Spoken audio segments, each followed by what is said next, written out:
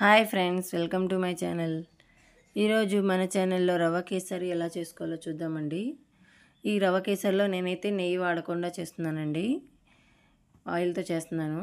దానికోసం మనం ప్యాన్ పెట్టేసి గ్యాస్ మీద అందులో 1 టేబుల్ స్పూన్ ఆయిల్ వేసుకోవాలి.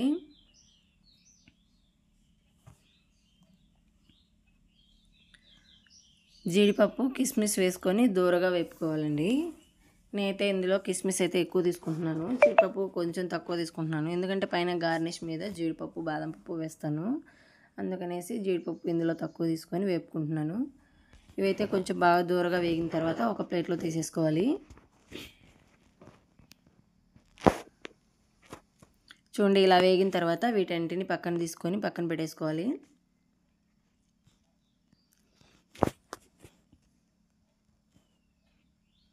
అదే ఆయిల్లో 1 కప్పు రవ్వ తీసుకొని ఆ రవ్వను కూడా బాగా వేపుకోవాలండి. కొంచెం కలర్ మారేంత వరకు వేపుకోండి. ఈ రవ్వ అనేది మనకు బాగా వేపుకోవడం వల్ల రవ్వ కేసరి చాలా టేస్ట్గా చాలా బాగుంటుంది. మాడిపోకుండా లో ఫ్లేమ్లో పెట్టేసుకొని ఒక రవ్వ కలర్ మారేంత వరకు వేపుకోవాలి.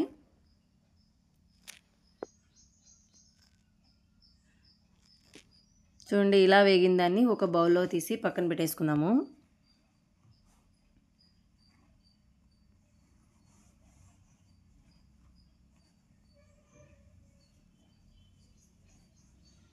ఇలా పక్కన పెట్టేసుకొని అదే ప్యాన్లో ఒక 2 టేబుల్ స్పూన్ల ఆయిల్ వేసుకోవాలి.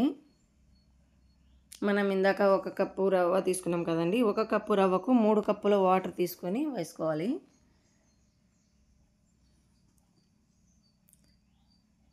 ఇలా 3 కప్పుల వాటర్ పోసేసుకొని మూత పెట్టేసుకొని తెల్లరేంత వరకు ఉంచుకోవాలండి. ఈలోపు మనం జీడిపప్పు బాదం పప్పు కట్ చేసి పెట్టుకుందాము. చూడండి, ఇదైతే నేను ఆన్లైన్లో బుక్ చేశానండి. 90 రూపీస్ మాత్రమే, 90 రూపాయలు. మనకు చాలా కష్టం లేకుండా పని ఈజీగా అయిపోతుంది. ఇది చూడండి, ఇలా మూత పెట్టేసి బాదం పప్పు వేసి మూత పెట్టి పైన ఉండేదాన్ని తిప్పుతూ వేసుకోవాలి. చూడండి, చిన్న ముక్కలుగా మనకు ఎటువంటి శ్రమ లేకుండా చాలా ఫాస్ట్గా అయిపోతుంది. చూడండి ఎలా కట్ చేశాను. మీరు కూడా బుక్ చేసుకోండి, కావాలంటే దాని లింక్ పెడతాను. ఇలా కట్ చేసి వీటిని పక్కన పెట్టేస్తాము. ఇప్పుడు ఎసురు తెల్లరిందో లేదో మూత తీసి చూసేద్దాము. చూడండి, బుడగలుగా ఎసురు తెల్లరనికి వచ్చేసింది కదా.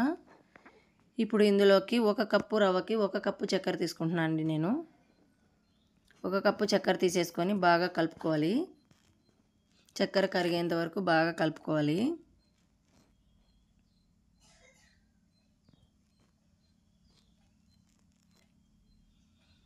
చక్కెర అంతా కరిగిపోయింది కదండి. ఇప్పుడైతే నేను కొద్దిగా రెడ్ కలర్ ఫుడ్ కలర్ తీసుకుంటున్నానండి. కొద్దిగా తీసుకుంటున్నాను ఫుడ్ కలరు, ఎక్కువగా వాడట్లేదు. ఫుడ్ కలర్ కూడా వేసేసిన తర్వాత రవ్వ పోసుకుంటున్నాను. రవ్వ పోసేసి బాగా కలుపుకోవాలండి.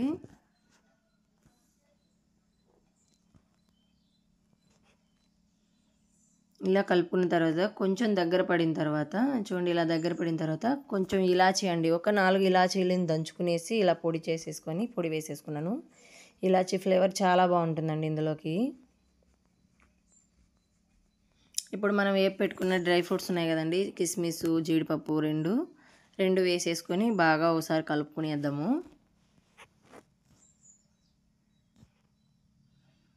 ఇలా కలుపుకునేసి అంతే అండి, గ్యాస్ ఆఫ్ చేసుకోవడమే. కేసరి రెడీ అయిపోయింది కదా. దీన్ని అయితే సర్వింగ్ ప్లేట్లలోకి తీసేసుకుందాము.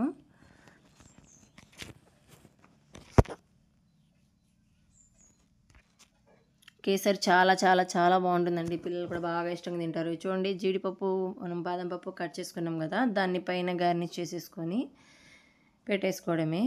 ఇంట్లో పిల్లలు పెద్దలు బాగా ఇష్టంగా తింటారండి కేసరి అనేది. మీరు కూడా ఒకసారి ట్రై చేయండి, ఎలా ఉందో కమెంట్ చేయండి. Please support my channel. Bye.